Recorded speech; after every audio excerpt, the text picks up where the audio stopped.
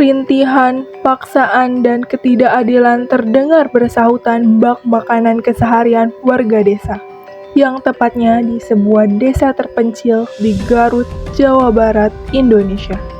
Susah dan miskin, dua kata yang melukiskan saat menatap wajah desa tersebut.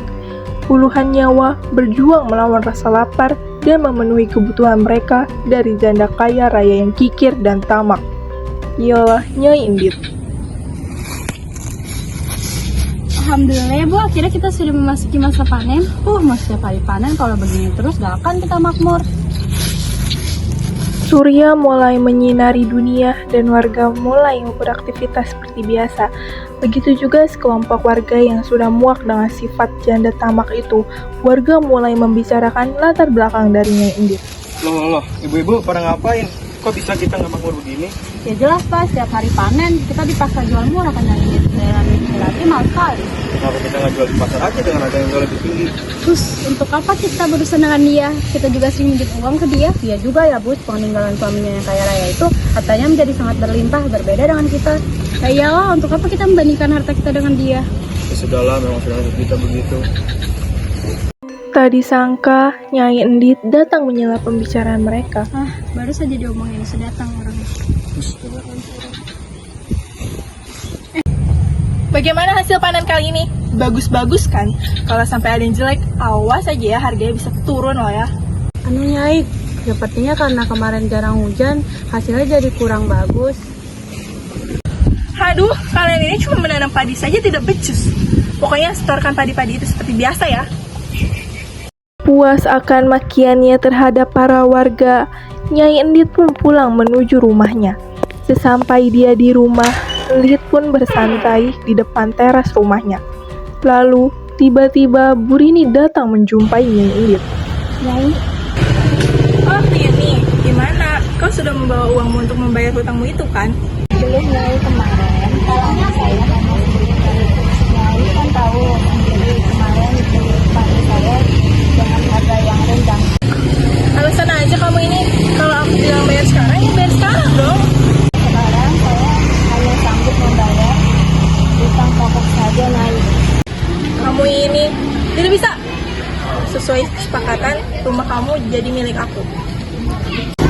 Tidak bisa gitu Nyai, keluarga saya masih di sini. Ya itu urusan kamu, bukan urusanku. Udah pergi sana. Nyai Indit pun mengusir Burini, lalu Burini pergi. Di sisi lain warga yang sedang berkumpul membicarakan Burini. Bu, Pak, dengar-dengar ini tidak bisa membayar utang ke Nyai. Ya sih, dengar-dengar lagi susah karena hasil panennya yang buruk. Ya mau gimana lagi? Selagi si Indit itu masih hidup kita kan selalu begini. Saat para warga membicarakan Burini, tiba-tiba kakek tua mendatangi mereka. Punten Pak Bu, saya lagi cari rumah. Iya ada apa? Saya lagi cari rumahnya Indit, di mana ya? Kenapa kakek mencarinya? Perasaan kakek bukan berasal dari desa sini ya?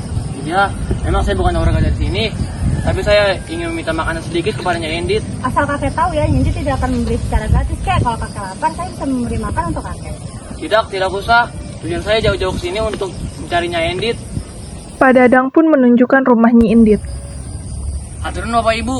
Oh ya, jika nanti ada banjir, tolong naik ke tempat tinggi ya. Bagaimana kakek bisa tahu kan ini tidak musim hujan? Iya kayak ditambah lagi di desa ini tidak pernah terendam banjir. Nanti banjir bakalan melahap desa ini. Jadi bersiaplah jika ada banjir. Bagaimana desa ini bisa terendam banjir? Setelah mengetahui lokasi rumah Nyai Indit, kakek pun pergi ke rumah Nyai Indit tersebut. Kakek tua itu berjalan menuju ke rumah Nyai Indit. Punten Nyai, Siapa kau? Ngapain datang sini? saya hanya seorang pengemis Nyai. Beberapa hari ini saya belum makan. Saya ingin minta makan sedikit dari Nyai. Ternyata cuma seorang pengemis yang lapar. Sejak kapan ada hal gratis di dunia ini? Tolong Nyai, saya sangat lapar. Masa peduli? Sana pergi. Nyai Indit pun mengusir kakek. Kakek pun terjatuh. Sebentar, Kakek menancapkan sebuah tongkat ke tanah. aku akan pergi jika kamu bisa menjemput tongkat ini. Cuma tongkat biasa doang. Gampang ini mah. Indit mencoba dengan sekeras tenaga. Namun, Nyi Indit tidak bisa mencabut tongkat tersebut. Sudah. Jika kamu tidak bisa, biar aku saja.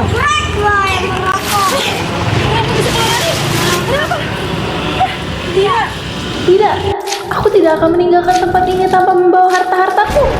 Hei, siapapun tolong aku. Aku akan berikan hartaku jika kau ingin menolongku. Teriakan Endit tidak ada yang menghiraukan karena warga sudah tidak memikirkan harta lagi. Mereka kocar-kacir memikirkan dan menyelamatkan diri mereka sendiri. Endit pun tenggelam dalam air yang terus meninggi. Warga berlarian hingga menuju tempat yang aman. Tiba-tiba kakek itu muncul. Karena dia tenggelam bersama hartanya yang membanggakan, hartanya yang berlebihan, melebihi rasa peduli terhadap manusia. Para warga terdiam dan melihat ke arah yang sudah tenggelam mulai sekarang dan selamanya. Tempat ini akan terendam air danau Situ Bagendit. Situ yang berarti danau dan Endit adalah orang yang menyebabkan tempat ini menjadi danau. Jadikanlah itu sebagai pelajaran.